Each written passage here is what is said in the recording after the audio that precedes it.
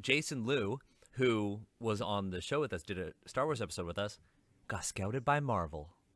Yes.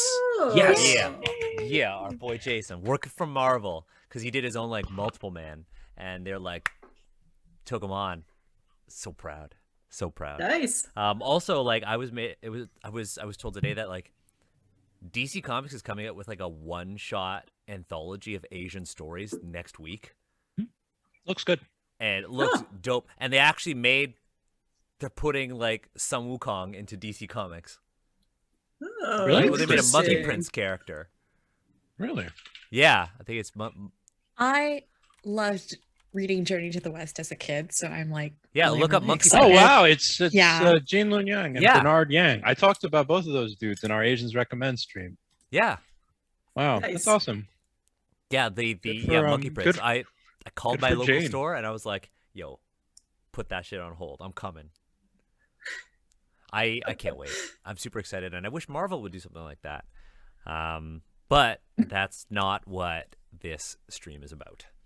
Segue. We have, we've been kind of putting it off, but if you folks are interested in like all of the sort of pre-show talk that happens before the wrap-up, either tune in right at 7 p.m. Eastern, 4 p.m. Pacific, or you can subscribe on Twitch at AZNSRep.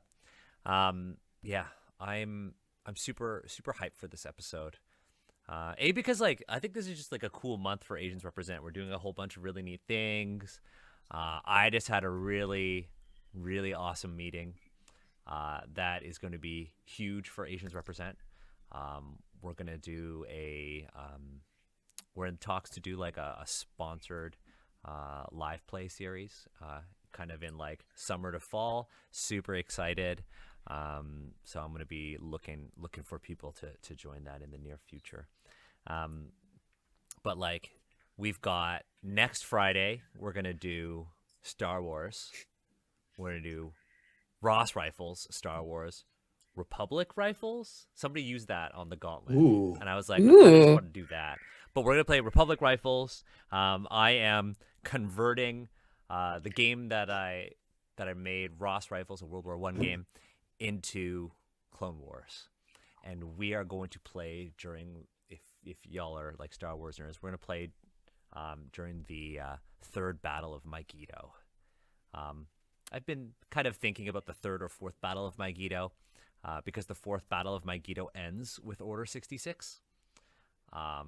There's some neat stuff there, but I feel uncomfortable bringing in something like Order 66 into a one-shot stream show without the consent of my players, because that is an event in Star Wars canon where characters lost their agency, and I am not a big fan of doing that to players. But next Friday, instead of the wrap-up, we're going to be playing Ross Rifles. I'm super excited because Agatha, we did like a Ross Rifle Session 0, but we never got around to playing it. And Steve, you've been talking about wanting to try Ross Rifles for a while. And I've never run a game for like Michelle and Jeremy. I've run many games for Emma at this point. But like one day, all of us, I will run a game for all of you. But yeah, I'm super excited. We got that. Then we got Fish in the Fog. We could talk about that, right, Michelle? We could. Oh yeah, we can most definitely talk about that. So we are partnering with Dwarven Forge to do a one-shot comedy noir 5th edition adventure. We're making one of our Karator stream ramblings into reality. Yeah, set in Karator. We basically did what we haven't done with L5R yet, where, like Jeremy, when we were doing L5R, like every single episode we had like an idea for a game that wasn't L5R. Well, we're going to finally do it, but we're going to play a game set in Karator. Nice. I think this has got to be like the first time, at least in North America, a group of Asian TTRPG folks are actually playing a game in Karator live. But it's going to be super cool. We got a lot planned. There's going to be like hijigs, some deep cuts of the Karator campaign setting lore. Gosh. Some might Because say we're this- experts now. Some might say that this Deeper is going cuts to be than you would ever want. than you would ever want. Some might say this is going to be the most by the books Karator actual play ever. I would rather that not be a statement on because the the internet. lore is just so fucking rich. Before the Karator streams even like started, or maybe like right at the beginning, I did a parody Jiangshi stream where they were teleported to Karator. I hadn't actually read the book. I had just read Oriental Adventures. And Karator, the actual text, is way worse than my parody like interpretation of it, which is so bad. So bad. I think we're definitely taking like I'm taking a lot of the comedic inspiration from films like Hot Fuzz and Zoolander, essentially. So just sort of like this loving but critical but hilarious sort of perspective on the absurdity of what we are being presented with in Karator, which is just as, if not slightly more absurd than, like, say, the fashion industry. So okay, so if I'm you're very doing excited. if you're bringing in like Hot Fuzz sort of reference, I am 100% going to do my character introduction of Inspector Krabs just like Nicholas Angel. Oh yeah, no, definitely. I'm like 100% going to do that. I'm very much like, in terms of comedic stylings, I'm very much like Taika Waititi, Edgar Wright / Simon Pegg / like Zoolander, that whole ilk.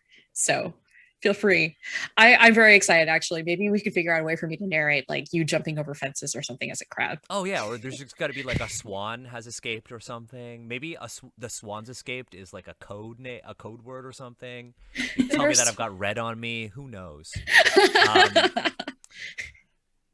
We misspell your name. It's not crab. It's cabber. Cab. It's cab. Inspector Cab. Morning Cab. But you know what's interesting about like us doing Fish in the Fog set in Karator is that, you know, we're able to actually take the sort of the problematic and lazy. I think lazy is a really good word. Lazy parts, rushed. I don't know about rushed because we don't know about their time frame. Shallow, lazy, problematic, slightly racist parts of that campaign setting, and deconstruct them and sort of undermine them through the course of like a 2 to 3 hour stream. A stream it'd be silly as hell. And it'd be silly as hell. But the thing is, like, a stream or a long form reading series is a great format in which to kind of examine these tropes and how we can subvert them. But you know what's like a bad medium to do that? A goddamn card. And that's what we're talking about today on the wrap up. We are talking about Killian Liu. So a week ago, it's been a week now as of this stream, a short story came out called A Silent Voice Calls. Now, this is a short story set in the College of Eloquence, focusing on the academic and personal exploits of Killian Liu. And we all read it and kind of gave ourselves a week to talk about this. And now today's the day when we're going to talk about whether or not Wizards of the Coast was able to kind of, I don't say like remedy, because I won't say fix because the cards are still going to be there. But remedy some of the harm that was done with the way this character was portrayed, the way the flavor text came out on the cards. So we're going to dive into it. Now, before we even started recording this, we immediately went into like criticizing his eyebrows. And by we, I mean Steve. Of course, yeah. Oh, wait, was it criticism? I don't think it was criticism. Were we criticizing? We were definitely investigating. Okay. I think there was a sense of it. Like, we were impressed. I was impressed. Perhaps we were critically analyzing. It was inquiry. We were critically analyzing. It was a curiosity-driven inquiry into a fictional character's eyebrows. But now it's time to actually kind of dive into the text and the portrayal of Killian. So Do any of you want to do a sort of like an overview of the story? Obviously, there are going to be spoilers here. What I'm going to do is on our YouTube channel, I will put the link to the short story A Silent Voice Calls in there, and in our Twitch chat, I've just shared a link. So if you'd like to follow along, please do. We're going to be referencing this art a lot, and of course the text in it. Would anybody like to do just like a grand overview of the whole thing? I could do it. I can do it too. Steve, do you want to? Steve, you Yeah, should let's do it. All right. So I'm sure there'll be some gaps here because I just reread it like just a couple days ago. So, but at a high level, our short story opens up with Killian Liu and a professor who are written right off the bat as being people a part of the Strixhaven collegiate school, whatever you want to describe it as. Also, I don't know much about Strixhaven, so I went into this and like there's a ton of words that I didn't understand. Oh, so I can help with that. Oh, great, because I think they went to the biblioteca, and I was like, it's the biblioplex. Biblioplex? Okay. I was like, oh, that like Quebecois French that I know, like coming into play. No, it's not. Okay, anyways, and Killian strolled through the halls of the college saying, "Oh, donde está la biblioteca?"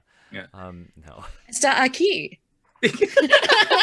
Exactly. But our story does open up with Killian Liu in a a sparring kind of match here, and they go through their magics, which I actually really like the descriptions, and I'm not going to go into those details because I think they were written beautifully. And Killian Liu pushes himself really, really hard, and he loses this fight, and he actually gets injured very, very badly in this, or at least what I'm assuming to be very badly. Wakes up in an infirmary, and one of the deans is there, not his father, but the other dean is there to kind of give him some words of encouragement. I was confused. I didn't really know what it was, but Killian then takes his opportunity to gather himself. He goes and he meets his father, and they break this down.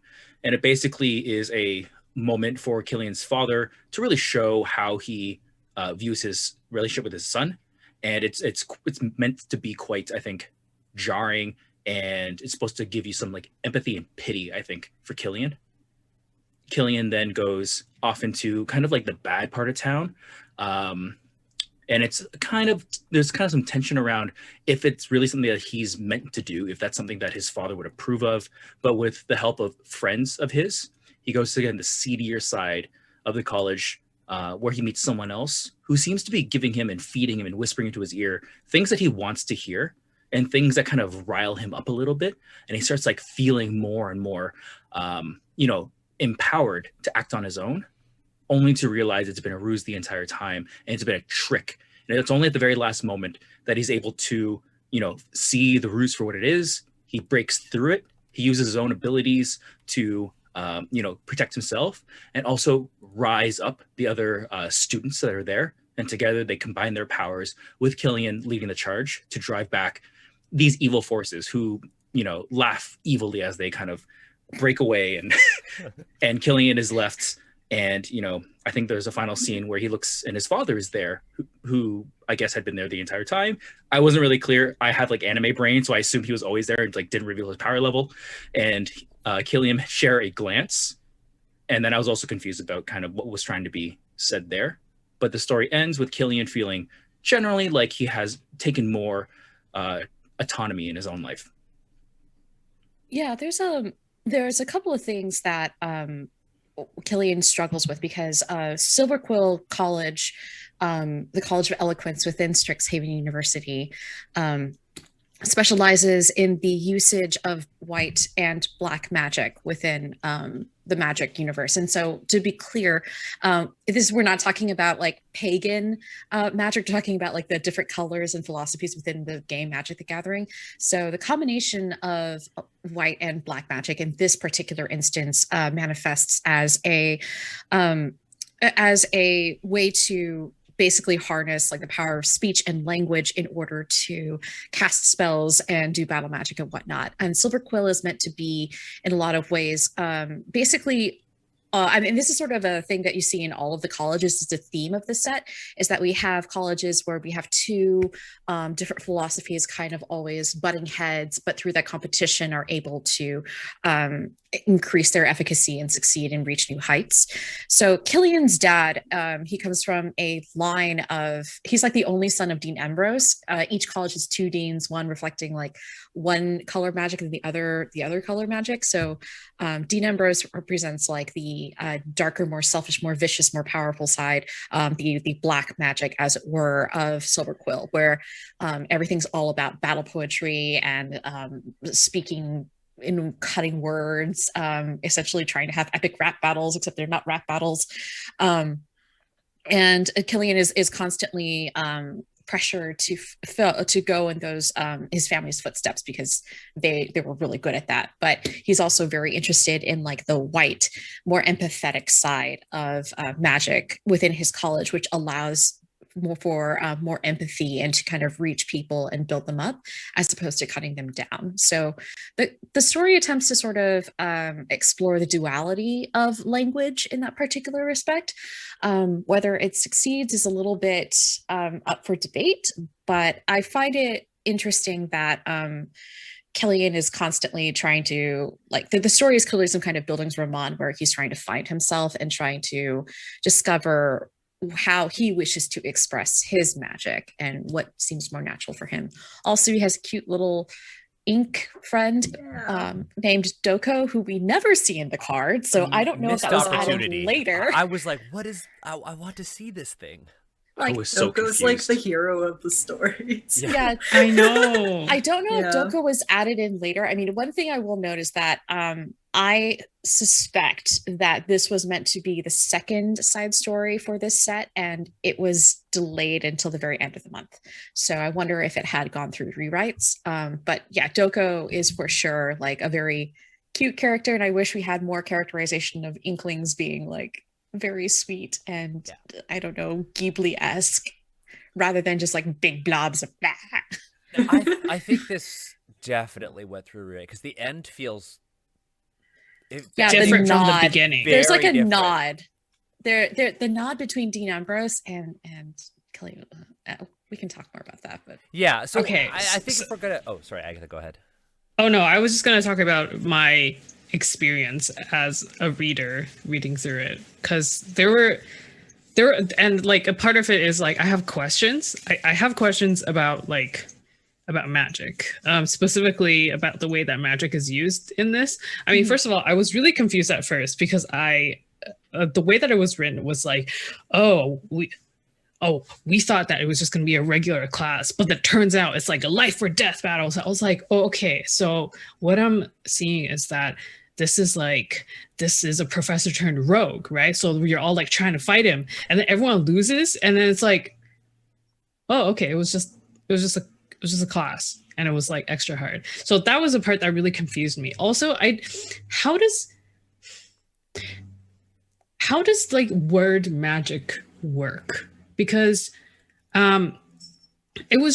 I just came into it not knowing anything about magic, about the context of any of this aside from the cards that we looked at together on stream. So I was at first, when he was like shouting things that are supposed to evoke magic, I thought that he was like having asides about how the teacher's breath stinks, because that's literally the quote. And I was like, that's giving me a very particular image of Killian's personality that I didn't realize was like that was different from what I thought. And then later on I was like, oh no, like it seems like to me like black magic with words is just like yelling insults at each other. He's rapping. It's a rap battle. It's an epic rap battle. See, in my head, But it's like not. But it's not a rap battle. But it's not a rap battle because his rhymes are weak. That was my thought when I was reading. Here's the thing, like, we should probably structure our impressions of this around, like, you know, like what was unclear, what we really didn't like, and what we liked. In my head, the entire time, I'm like, first of all, I'm like, yeah, this is just really bad.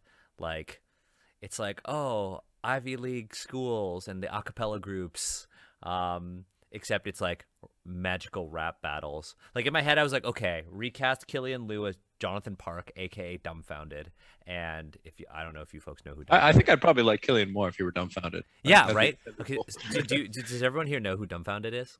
Yeah. No. Nah. Dumbfounded is like one of the he's a Korean battle rapper, probably one of the most prominent like Asian American battle rappers, like a huge pioneer Yeah. of the scene.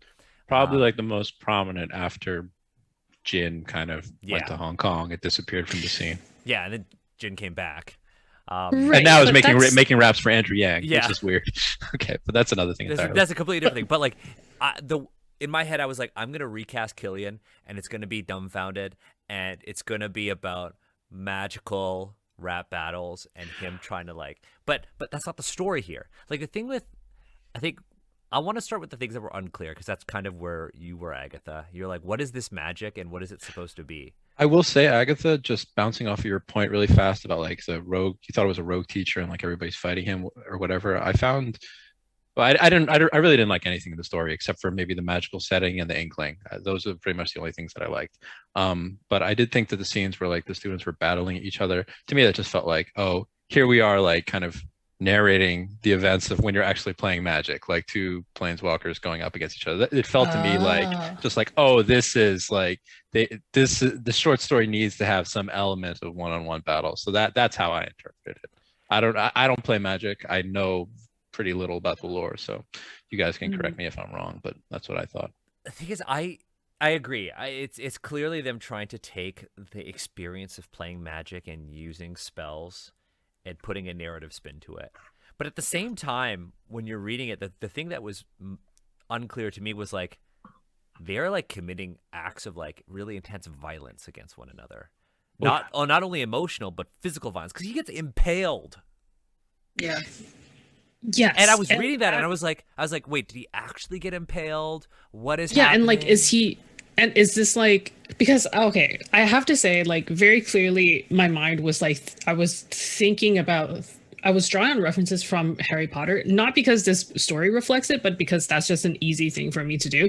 Like I was thinking about it and trying to be like, okay, is this like a situation where, you know, like it's like if something is going wrong and like it's going rogue and therefore like that's the kind of story that we're going with, or is this just like an average day? And that was really confusing to me because like, yeah, he's in the infirmary, he felt like the depths of despair, everyone felt the depths of despair, and you know, when it was written like that, I was like, okay, so you feel the depths of despair, that means like things are bad, right?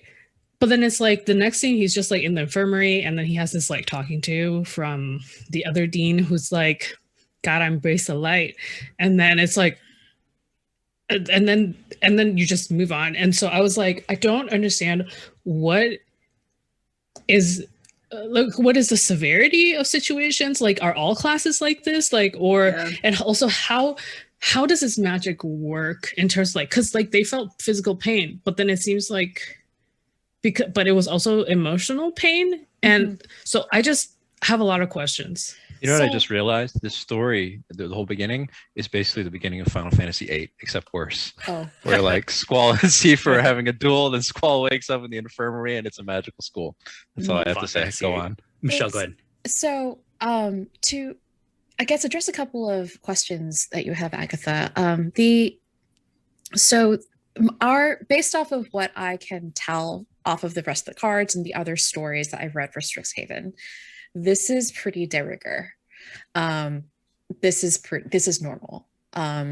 Experiencing this level of risk, of pain, of danger, this is normal. Lorehold students, for example, the archaeology school, you know, they go into rather dangerous sites and they may encounter some interesting things. The other story that was about Witherbloom with Dina, the dryad, she ended up going to the swamp and also nearly died. Although that wasn't really part of the lessons. I was just sort of her on her own trying to do a thing in order to revive her family. But nevertheless, I always got the impression when I was reading the lore that danger is just a thing that happens. It's a normal accepted risk of being part of this university of mages where magic can go awry, and you're constantly exploring that. With regards, does it answer your question a little bit, or in terms of just the whether or not this is normal, the danger? Yes. Okay. If that does. Okay. And then I have more follow-up questions. Oh, okay, but, cool. Do you want to go with the follow-up questions, or should I go on to like how the emotional impact? Keep going. Okay. Keep going. So so with regards to the emotional impact of these words, that's a trait that's very specific to Silverquill, and is sort of pulling on the idea that language is a very emotional. It's a method of communication, and the strongest methods of communication draw and touch upon emotions. And so the idea that the battle between Killian and this professor, the battle between Killian and basically the other battle, like the other word mages, etc., they're all about offensive and all about division. It's all about trying to hurt the other person and make them feel shame and despair. Because if you basically disempower your opponent, or basically like you knock the wind out of their sails in terms of their confidence, they're not going to be as good of an opponent. Like, you'll definitely win. The other aspect of that is the white magic, which is all about creating bonds of empathy and understanding. It's the idea of like using your words in order to better gain an idea of like what your opponent and what other people are going through. For example, like the battle that he had between with Vicus, who was kind of maybe Dina's date in that one student break room. He decided to use like light magic, and that allowed him to better understand like, oh, he's just an insecure dude, like I get that. And through that understanding was able to build a better emotional connection. That's sort of the aim of light magic in this particular sense. Then again, like I will posit like whether or not this was successful in terms of being conveyed is up to debate. But I think this is what they were trying to go for in terms of this, the way word magic is being used here. Yeah. And so another question that I have, I feel like this is like not as important to like the ultimate discussion, because it's not about like the thematic elements that they're trying to convey in this story, or it's just these are things that are really confusing to me, and I feel like they're really, like, for example, I'm just looking back at it again, and the words. So okay, duels happen a lot, and classes are often very painful or severe in their consequences. But at the same time, I'm reading second paragraph and of this, and it says Killian, like his classmates, assumed blah blah blah that the proctor was using this duel as a simple learning exercise. To their surprise, however, the guy was unrelenting and vicious with his attacks. Unrelenting and vicious are two words that are like I'm going for the kill, right? Like, so this is why I'm just for a story that is about words, I feel very tripped up by the language. And I know that this is not a show about that, but it just really confused me, because like also like the sallow-faced core ink master easily overcame their protective heart charms and tore into their young spirits like a hot knife through butter. Like, this is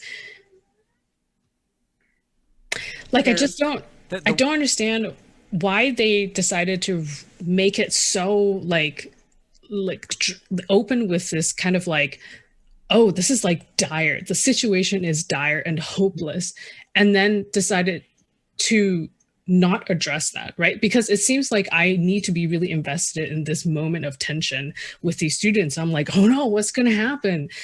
And then it's like, oh, but that's not the theme of this story. We're not going to talk about like what Jeremy's or was it Daniel, about like the whole like Ivy League, like cutthroat academic like nature or whatever. It's just like, it has nothing to do with that. It's instead about him like being like, can I only do black magic, or can I maybe do white magic too?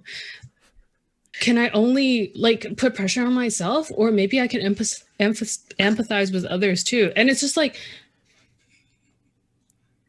I think I feel like they're two different stories. It's like when you have beginning and ending. It's like when you have a really minimalistic in a bad way, minimalistic idea of what you want this character to be. In this case, a ball of tropes. And you have a world that's not really fully fleshed out yet. And again, we don't know what's happening behind the scenes. But the thing here is like, we don't know how the college works in general. How do classes work? Do they just like, I'm gonna go study archaeology 101, and then I'm gonna go get my ass kicked by one of my professors. And it's okay though. If I get shot with a strange arrow, I'll just go to the infirmary and I'll be fine. But it's like, if I get shot with an arrow that reminds me of my past trauma. Yeah. Yeah. Seedy part of campus, I'm like, oh, I thought this was like the fun and more upbeat side, but that's why Killian was I thought they were. I thought chilling somewhere. Okay, so I thought they were at like the campus pub. Yeah, I thought they were. That's what I thought too. So okay, so we'll wait. It's just his dad would disapprove of it. I mean, the story commits the sin of like a lot of fantasy stories, just throws gobbledygook in your face. And if you're not proficient in the world already, you're like, you end up with a bunch of different interpretations. And you have to rely on this. Okay, are these characters engaging enough and relatable enough for me to push through the gobbledygook and see if there's something enjoyable here? And for me, the answer was no. Yeah. Speaking to that, Cook, there's an element in the story which I connected to, like this. Now that I think about it, it probably was the fun part, like the campus pub. But this is where Killian Luke is poisoned.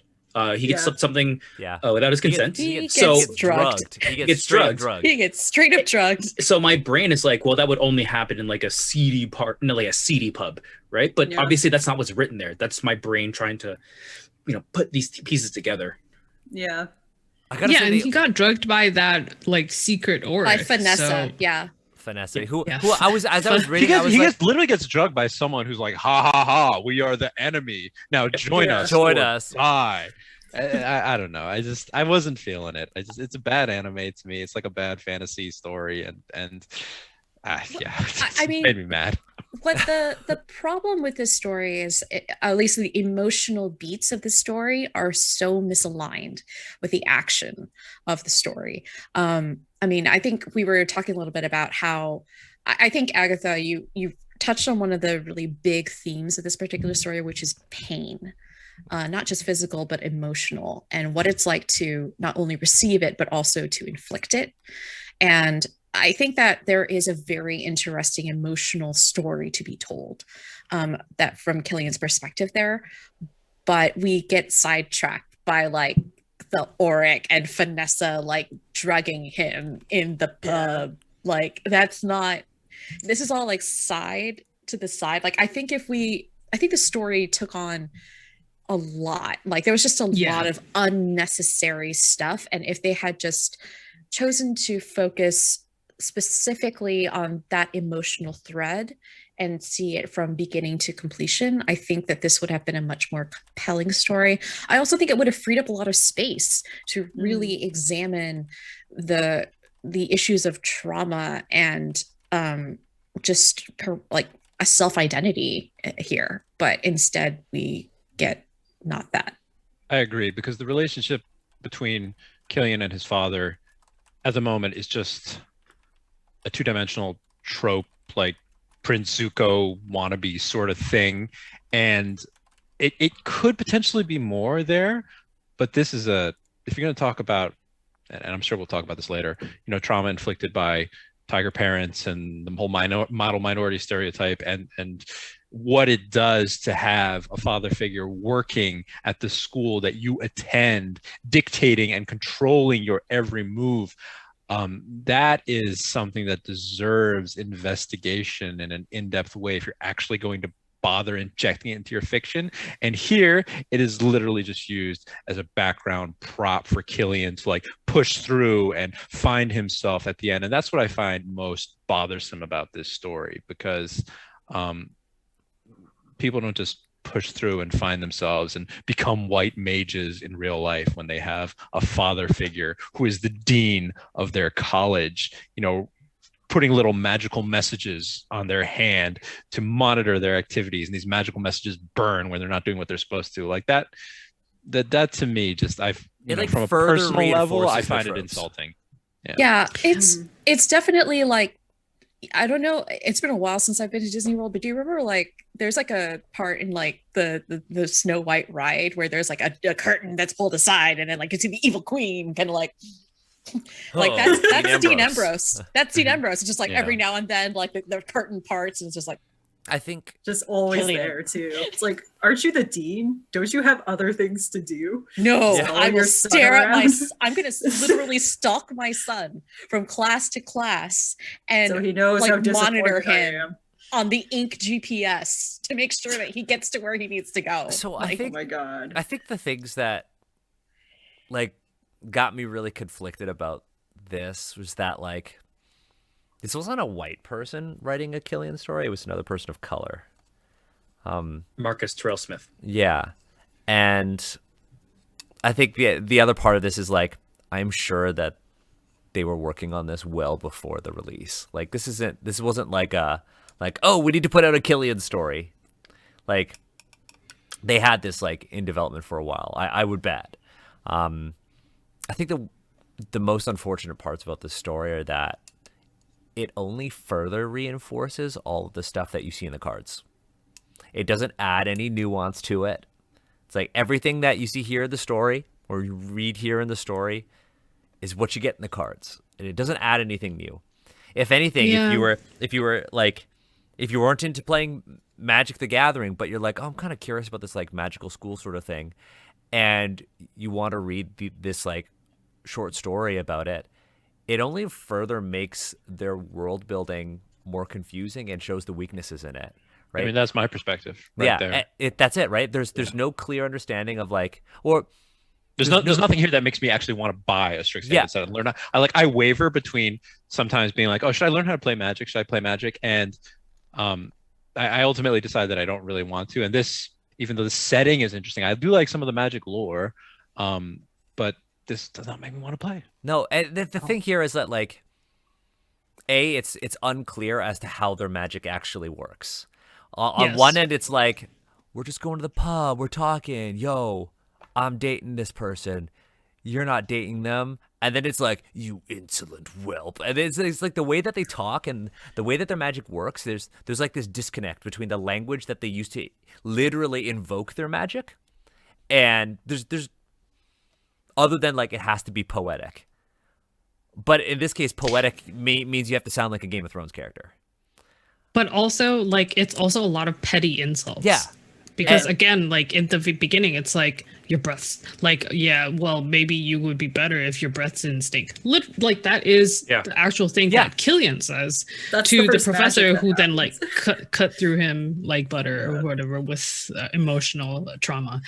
But it's like that part is really confusing. I feel like what Michelle, building on what you said, I think what could have been very cool is exploring the idea of like that words and emotions are tied so magic are tied so closely together, and like to kind of explore like the ramifications of that, right? Like it would be, I mean, I don't know, I think it'd be interesting if like, for example, like Dean Ambrose was like, because he's so single-minded in his pursuit of this particular kind of magic, like it's also like taken over him. You know what I mean? Like the words that he says, like they're always having an effect or something, because like he only thinks in like that specific kind of like poetic language. So he literally scripts himself in order to like that'd be very cool. This isn't like that's really interesting. That's like following the logical progression of like what this could be, and then so then you're like seeing different levels of like how people are dealing with this in real life, and then Killian is like dealing with the consequences of his father like being controlled in a way by something that he's supposed to master over, and then he's like, but now, you know, like I feel like it's so rich, like language and magic is so rich. That's not the story we're getting here, right? No, like, that's not the story. We're getting, okay, Agatha, I'll write that. We're getting what we're getting is a story that just again further reinforces the trauma that Killian has to endure, right? It's like Killian, like his classes, even though he's the best, still gets impaled by some sort of strange magical arrow, right? It's like the schoolwork is traumatic. On top of that, his dad's watching him. He doesn't have any friends, and he has to live up to this name. And then he goes to the pub, but this like classmate that he likes is dating another person, and then he tries to fight Killian, and Killian goes out of control. And then he gets drugged, and it's like, in no point during this story does Killian have any real agency, except for maybe That's very true. Except for maybe the end. It's like he also says very little. And it's like I played. Yeah, he loses his voice. Yeah, he loses his voice. And like, here's the thing, like, this really took me back to a D&D game that I played. So I played a D&D game, and I didn't get to make my character, nor did I get to make a backstory. And I was the only person of color, and my character was a mimic. And like, this is just a different style of playing D&D. But like, during this game, it was like there was a story that was trying to be told, and I'll play along, but I don't have any control over what my character does. And that's kind of what's happening here with Killian. And it's that, you know, it's only here to reinforce what we've already seen, that deep disappointment, right? Or whatever we were calling it. Crushing disappointment. It's this like idea that this story is supposed to give us more context into the abuse that Killian endures, and not who Killian is. And I think that's where this fails, right? This fails in that it doesn't rectify, or at least try to remedy, any of the really bad stereotypes that you see.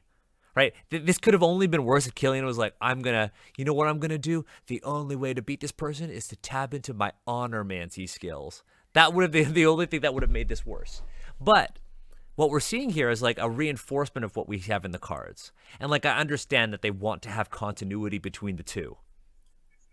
But then, to some extent. But I mean, in the this is a scenario when you shouldn't have that continuity.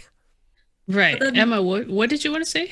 It just went up while I was reading this, and because they also used the card art throughout, I was like, I'm a little confused, because we were told that Killian's story was written by an Asian American or Asian diaspora, correct?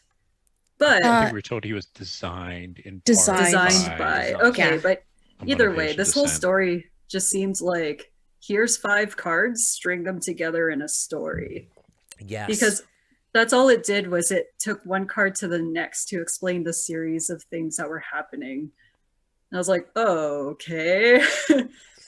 Yeah, it did feel like one of those slow rides in Disneyland. I keep thinking of Disneyland, but you know, like this, you know, like when you just sit there in the little shell, and then you get to see animatronics of Little Mermaid happening to you. It's like you just witness it.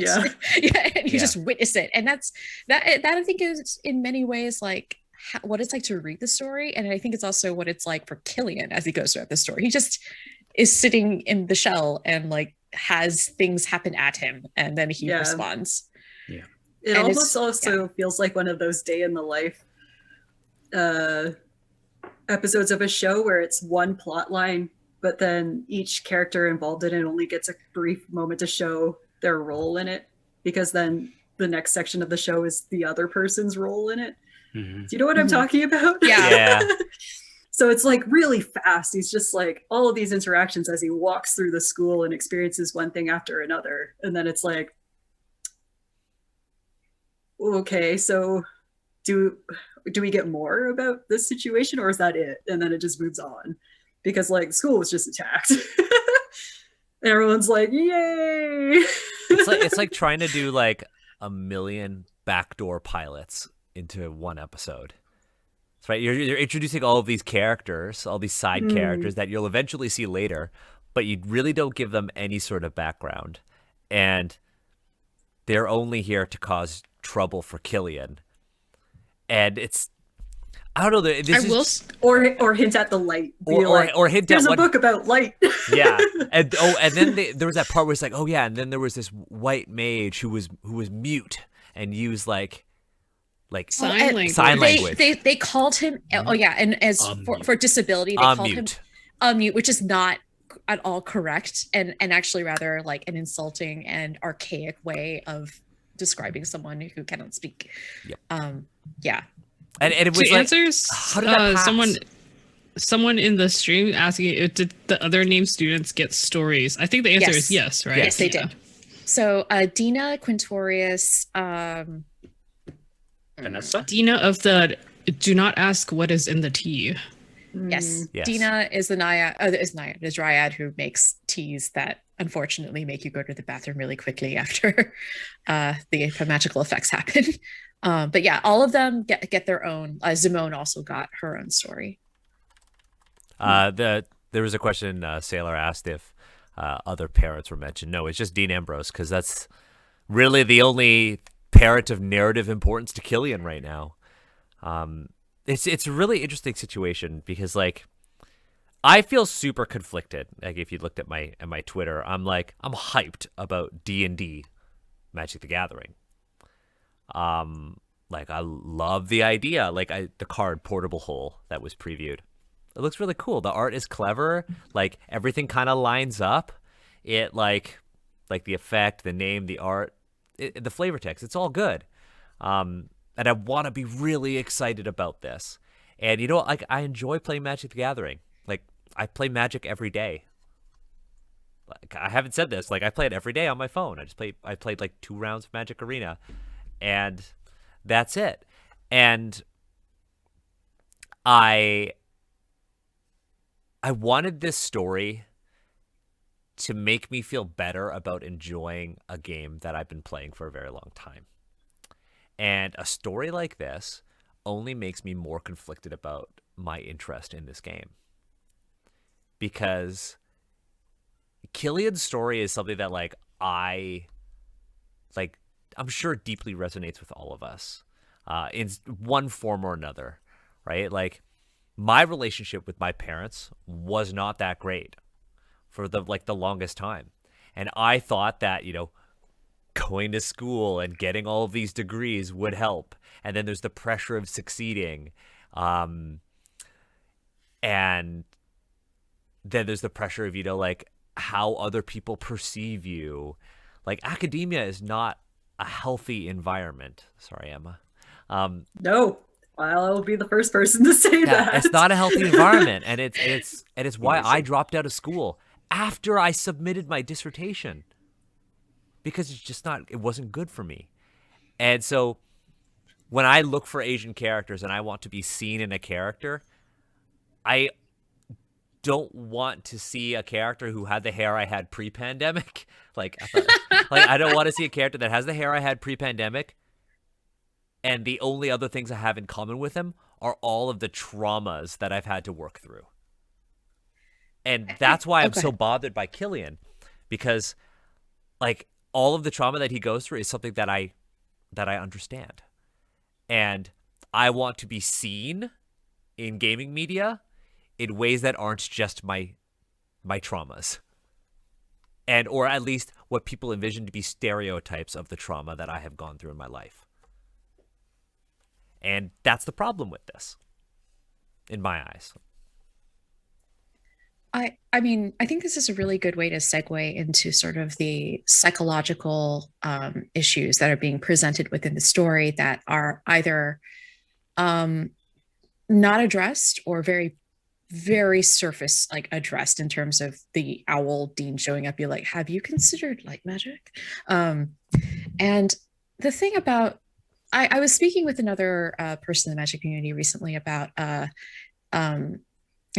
what's called retraumatization. And after having gone through therapy a lot of times, and I think it's a good thing for everyone if you want to do therapy is great. But one of the things I noticed that I think is maybe somewhat similar to what I'm seeing here is this process of reliving your trauma in the hope that you can change it, in the attempt to create a sense of control, to regain that control so that you feel more empowered and a little bit more more at peace with yourself as a person, with your identity. That in a lot of ways isn't necessarily the most helpful way of trying to work on these issues on a personal level, if only because it can lead to a lot of really bad issues. Like, I ended up developing a really bad codependent relationship with a friend of mine, and that was not great at all. And I don't know if this is an attempt to sort of do that, because as I understand it, the person who wrote this drew also upon their own traumas, but I wonder to some extent if that kind of bled into the story, and if it bled into Killian in some respect. But again, it's like, there's nothing wrong with talking about your traumas in your design work and how you creatively express yourself, right? Nothing wrong with that whatsoever. Like a really good example is American Born Chinese. Like, I know, Jeremy, you know, I've talked about this book a lot. American Born Chinese. It's so good. Right? It's really good. American Born I love Chinese it so much. is the perfect example of how you can articulate your traumas in your creative work, right?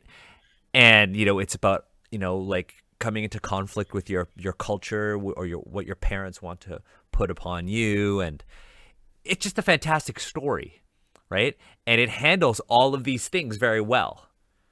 But it's told over the course of, like, a graphic novel. There's a lot of space there to tell a story. And again, like we said, like, we don't place any blame on the Asian person who wrote this Asian story, right? The fault is on the medium in which this story was told, right? Again, art, flavor text, game mechanics. And then, you know, like, there was an opportunity for this story to be told in with much more nuance and a lot more space. And this writer didn't even write that story. Another thing that I want to talk about is the way that they're really leaning into the gender stereotypes within this story. So first of all, I mean, okay, Dean Ambrose is a man, and then the first professor, who was, again, like, being extra harsh, but not against the rules, I guess, just like really crushing the students, also is referred to as he, him. And then the other dean, the one who does the white magic, is referred to as she, her. Oh. And then I feel like those are all kind of like, okay, these are like kind of like old tropes. But then I think the thing that really I was like, was the moment when later on, when they were all taking on the Oryx and the Mage Hunters, is that's what they were called, right? Like, these beasts that were fighting, and then all the students were like, "Oh, we must take arms." Then there was a moment where Killian and Vicus, that's his name, right? Mm-hmm. They meet eyes, and that moment is, hold on, I need to look at. Okay. He locked eyes with Killian, and the two shared a moment of warrior's respect, a newfound camaraderie. It's like that moment from Point Break. Forearms. They had a bro moment. And I need to say that the context of this is that, first of all, the first time that you see Killian and Vicus interacting is well, the first time is when Dina mentions, like, oh yeah, like, I'm kind of like making new friends. I'm seeing this guy. He's all right. And then Killian's like, all right. And she's like, he's a bit of a brute. Also, don't ask what's in this tea that I brewed for him. Okay, that in itself is like, whoa, that's a lot of problems. And then, so that's the first thing. And then they're talking, Killian and Dina, and then they go into this campus pub, and Vicus walks up and is like, bro, you've been talking to my chick? It's like, it basically, and then Killian's like, I don't want to fight, and it's thinking like, oh, my throat is like really messed up right now, and he's like, no, we gonna fight. So they fight, right? And then that's when Killian, like the drugs that was given to Killian kind of takes effect. And then he's like, I must use all of my black magic. But I won't. I gotta fight it and use white magic and say, I believe in you, which is fine. But it's like, okay, so their interaction is like, that guy is picking a fight with Killian over a chick. And then now, but in battle, we bros, man. Warriors respect. Literally, that's the quote. Warriors respect. Warrior. Now, I'm just like, Here's the thing with like it's 2021. Like, do we really have to like? And then like later on, oh yay! I think it was who ended the final attack came from Dina, but it's just like it's just everyone is so is placed so strictly into the kind of like the gender expectations, like men can only make friends through fighting. Also like why can't Killian and Dina have like a look of eye to eye and be like warriors respect? Like what? Well, it's because like you know, because they like is a woman and a man can't just be friends. They can't just be friends, but like it's like okay, Vanessa is like like. She's the sexy chick. She's the one who like betrays you. She betrays you. She's the femme fatale. She's not like other girls. If she was, no, Steve. Okay. Oh Jesus, Steve. If Vanessa was Asian, we'd be like, oh, she's the dragon lady. Yes. Yeah. Right. Here's the thing with like on that note of like, yo, warriors respect, bruh. Like catch these hands. Okay, we're entourage theme. Entourage theme. Entourage. Michael Scott. They not only with like just how Vicus and Killian interact, but they reinforce the fact that like violence is a normal way of earning respect in this world. Yeah. Right? Because you know where they're like, it's like I don't want to fight you, and he's like, I'm gonna fight you. Fine, duel. And they describe how the bar comes apart and is ready to fight. Yeah. Like it's like this happens all the time, and they're like, cool, everybody's. And then they were like, they're sitting in their seats, like nothing happens. It's like, oh, cool, they just threw an octagon in the middle of this like student pub, and they're just gonna duel it out. And you go see the medic after. Right? Yeah, it's like the Pokemon fight loading screen, like just happens, like yeah, and then there's like some sort of inkling that looks like Mr. Referee from Metabots, like it. They have that. So there's like the idea that it is normalized for students to fight each other in public, and there are literal features of their campus that enable that is one thing. So like you have to gain respect by fighting. And the other thing is like their classes are literally, at least some of them, are literally battlegrounds where they try to fuck each other up. Right? And it's like, oh wow, Killian's so great. Killian, you almost got him that time. I mean, your dad would still be disappointed. And he's like, shit, I'll go try to kill him next time. Yeah. It's like, and the sentence that kind of set me off is related to what Agatha was saying. You probably saw me get excited, but when they're talking about the other dean, who is femme, and they say, one of the sentences she says with maternal spirit, that made me so angry.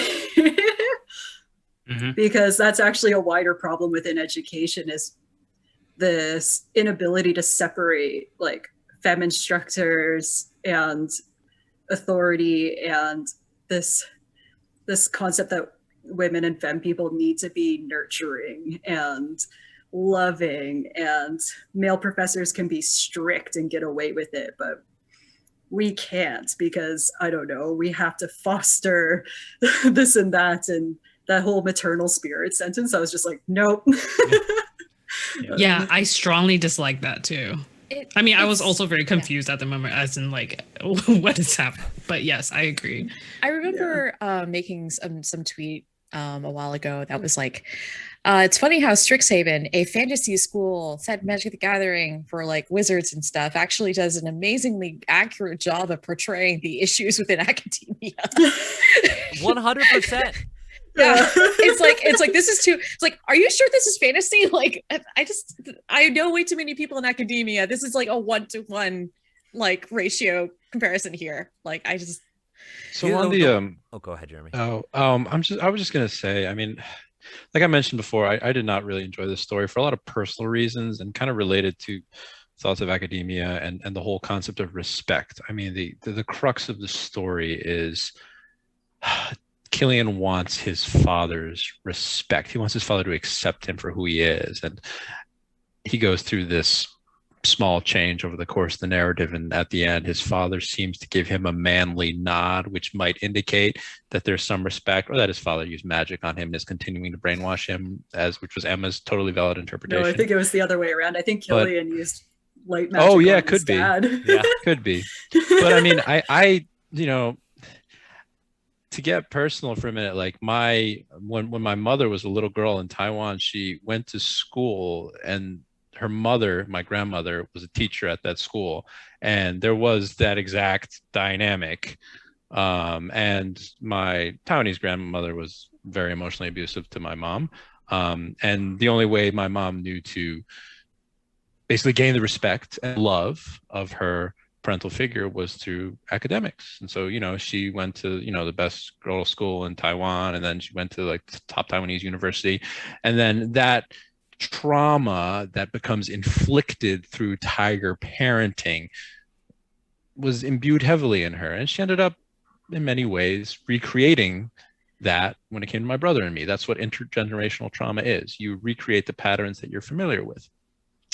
And this has obviously been like a huge thing that I've had to reckon with in my life.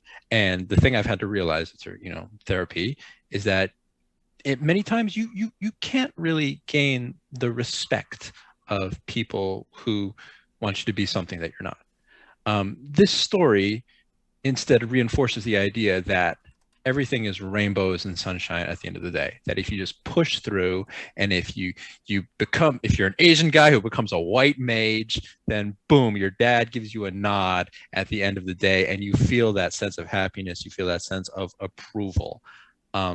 In my experience, any sense of approval received from the process of intergenerational trauma is short-lived.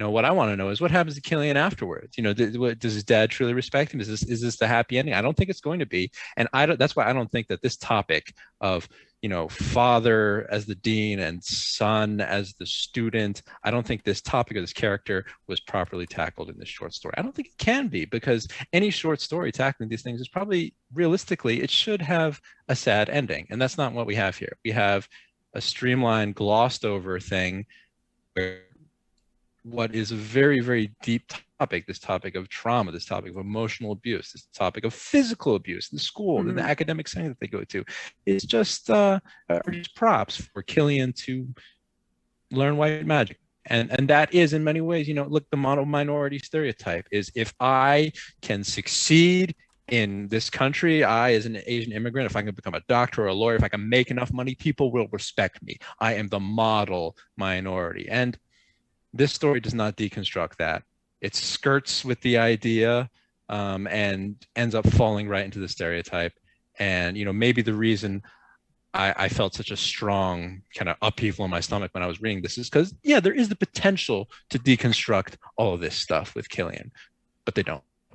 And what we're left with is this. You know what? It blew my mind the way it ended. Was the Patras grid on his hand changed. It's not that it disappeared, it's that it changed. So even though it's a positive message, it's still scratched into his hand to cause irritation until he says it out loud. I was like, no, that's not a happy ending. Well, it's like you have to accept my love. Yeah, or like I just to build off of what Jeremy was saying, like, this is a classic case of narcissistic parenting. Dean Ambrose clearly does not see Killian as another breathing human being with agency.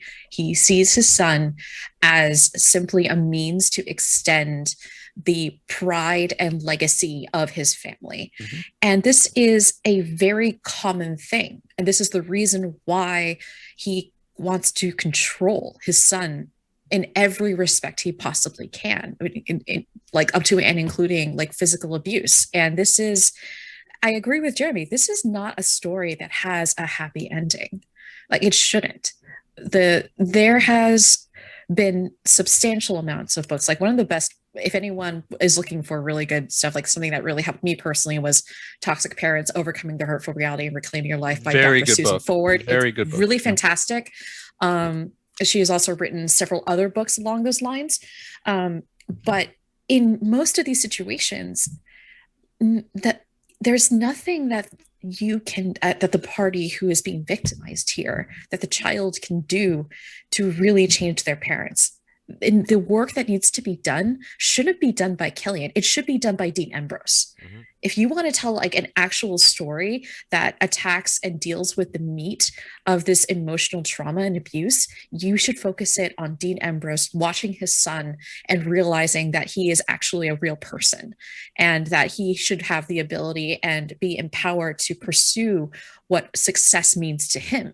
That should be the story. That would be a good Yeah, story. I don't know if it could be done in a short story, ending. but that would be an amazing novel if it were done with care and with. Mm-hmm. It would require a lot of care. And it's just, sorry, I'm getting kind of angry just thinking about it. Honestly, it would be really interesting if I could only see it done as a novel or a long-form comic series. Because I mostly want to see Doko and illustrated. But like, it'd be interesting to see. It's like you've got like you'll read it from Killian's perspective, and then you'll read it from Ambrose's perspective, and like how their stories like kind of weave in and out of one another. And then of course it's like Killian doing his own thing, and then Didnt Ambrose, like you said, Michelle, like learning about Killian and learning that Killian is more than just a tool for his own pride. Like how many of you have had your parents be like, oh, why don't you have kids yet? I'm like, I don't want kids. And it's like, who's going to take care of you when you're older? It's like, that's not why you have kids, right? You don't have kids so they can serve as a tool for when you're old, right? And like, it's very much like, it's like, how is the Quan name going to live on? Well, the Quan name isn't going to live on in like a person that I help, that I co-create, right? It's going to be in the things that I do when I'm alive, right? On that note, the way Killian ends this story, pretty sure that in 20 years' time, he's going to be exactly like his father. 100%. It goes back to this intergenerational trauma thing. He is not really. He doesn't learn anything. He's not learning. He is evolving in a very, very slightly different path than his father, but ultimately it's still the same. He is ultimately just learning that he has gained his father's approval, and we're not dissecting the bad habits that his father has created in his son or his own bad habits. It's painful to read for that reason. Honestly, I've been staring at this art of Killian because like I have to fix the overlay and switch around the zoom, and it would just be a pain for the audience, and we've only got 15 minutes left. But I've been looking at this art. I forget what card it's from. Michelle, what was it? The one when Glowing Defiance or something glowing, like that. Yeah, Glowing Defiance. Beaming Defiance? Beaming Defiance. Yeah, Beaming Defiance. And all I've been thinking about for the past 5 minutes is how the story of Killian Liu is basically the plot of High School Musical. Of course, that's what you're going to say. Killian Liu is Troy Bolton, played by Zac Efron, voiced vocally by Drew Seeley in the first movie, and he's getting his head in the game. Well, before he gets his head in the game, they sing the start of something new. But he is Troy Bolton from High School Musical. There's this expectation, because his dad was also a basketball player. There's this expectation that like he'd be really good at basketball, but he has his passion and he wants to sing. He wants to be in theater because he's met Gabriella, played by Vanessa Hudgens, and he kind of lives this dual life as both like the star basketball player, but also as like the lead in the High School Musical. But High School Musical does it better than this, because he learns that he can be what he wants to be. He can be the person that he wants to be rather than what his friends, right, or his family expect him to be. And they do that over the course of 3 great movies. But here's the thing. Like, again, to summarize, because unfortunately it's my fault we had that interruption in the middle of this. Like, this is not really a story about Killian. This is a story about everything that holds Killian back. And this is the story about everything that affects Killian negatively. This is about all of the things that undermine Killian's interpersonal relationships. This is a story about all of the things that, stop Killian from being a character with agency. And this is a story about, like, it's a very, very poor way of trying to examine the toxic effects of intergenerational trauma and the model minority myth, because we are seeing it through a filter. And I can't believe it took me until now to kind of articulate it that way. But right, there was a good idea, and we have this filter, and that filter is the entire process of creating a product line that is like every other maybe non-Asian voice that is looking and making decisions on top of a story that was there. And what we see here is just this filtered trash. The worst Instagram filter. The worst Instagram filter. Why do they even have it on there? I don't know. God, it's like the derelict campaign from Zoolander. Yeah. But I agree. Well, the thing that, a couple of points. Like the first is, like, for a story that's supposed to be about the power of language, this is so bad. It does not fulfill that expectation. But I think on so many levels, as we've pointed out, like Agatha, you pointed out the gender issues here, and like the real world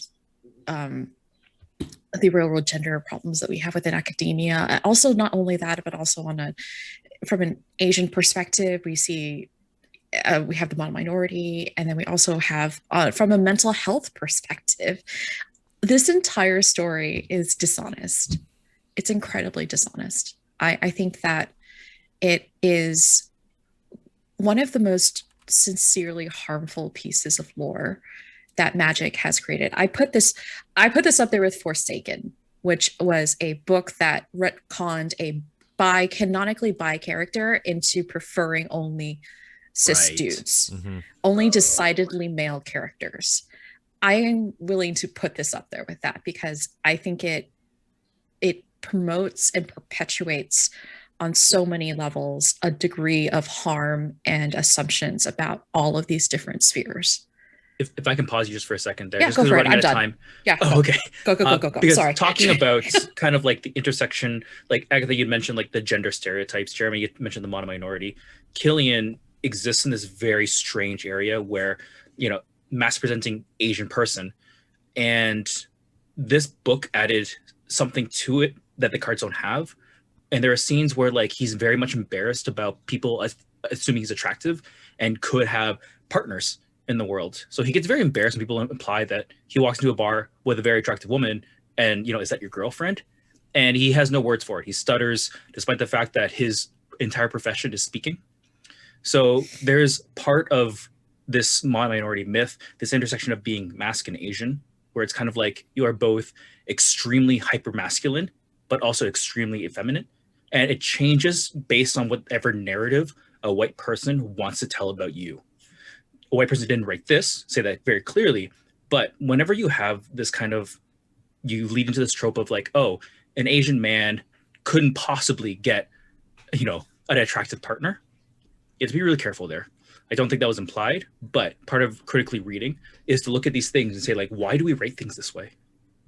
Secondly, and Agatha, very specifically to the warrior's glance, the idea that Asian men inherently have violence and I'll even say savagery hidden within them, and they are always capable of like this violence, this destructive nature, that is also part of Yellow Peril. It is part of this idea that, if you take two random people and they get in a fight in the streets and one of them happens to be Asian, regardless of the outcome, the law is more likely to punish that Asian person because the law assumes they are more dangerous with their hands or whatever happens to be around.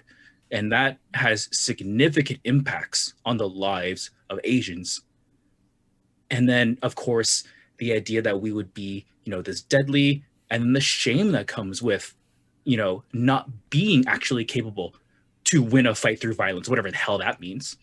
The shame of that because of the mono-minority myth. So for our listeners, and I'm going to stop there because we don't have time to go through all of that, but for the listeners, that's kind of like the homework here. Part of the critical read is to look at these very specific things which are well documented and that people talk about all the time, and see how even like a piece of media like this, through no malice whatsoever, touched on them and how they can affect portions of the Magic the Gathering audience and community.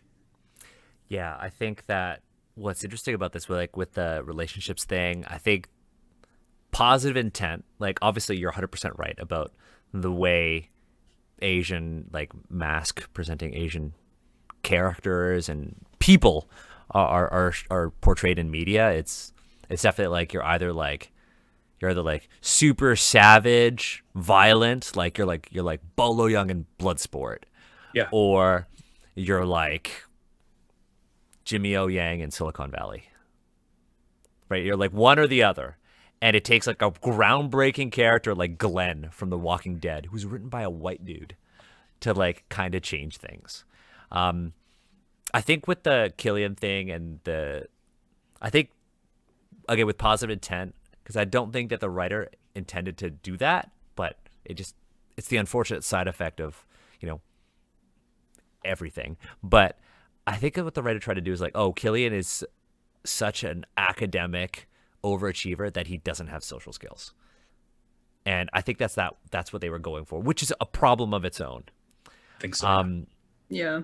I think that if you want to see an interesting take on the dark side of overachieving Asians, there's a movie called Better Luck Tomorrow.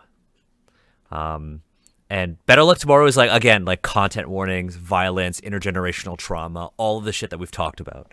Because they connect to the Fast and the Furious movies. Yeah, Han, our boy Han is in that movie.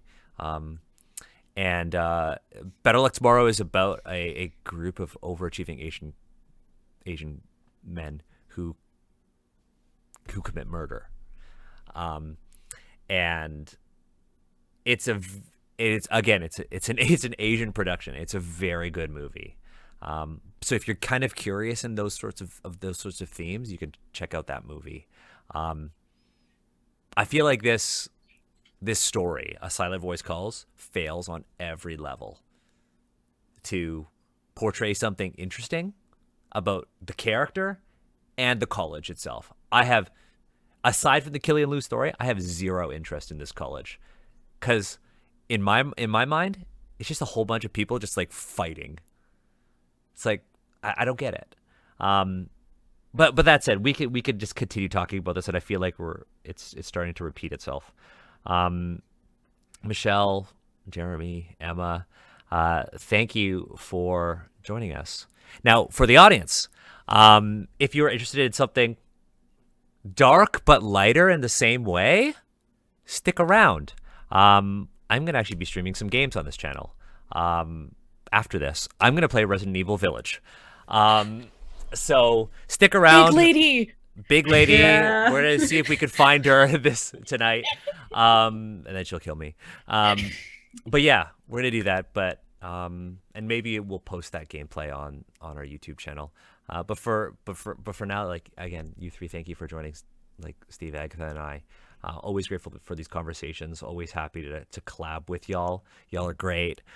For those of you who are tuning in, we'll be back. We'll play some Resident Evil. We'll hang out, and we'll see you next week for some Ross rifles, aka Republic rifles, aka black. Nope, I was gonna say something that sounded very sexual, and I'm not gonna say it. But yeah, bye everyone. Now We'll see you everyone in a can just bit. try and guess what I it can was. just leave it like that.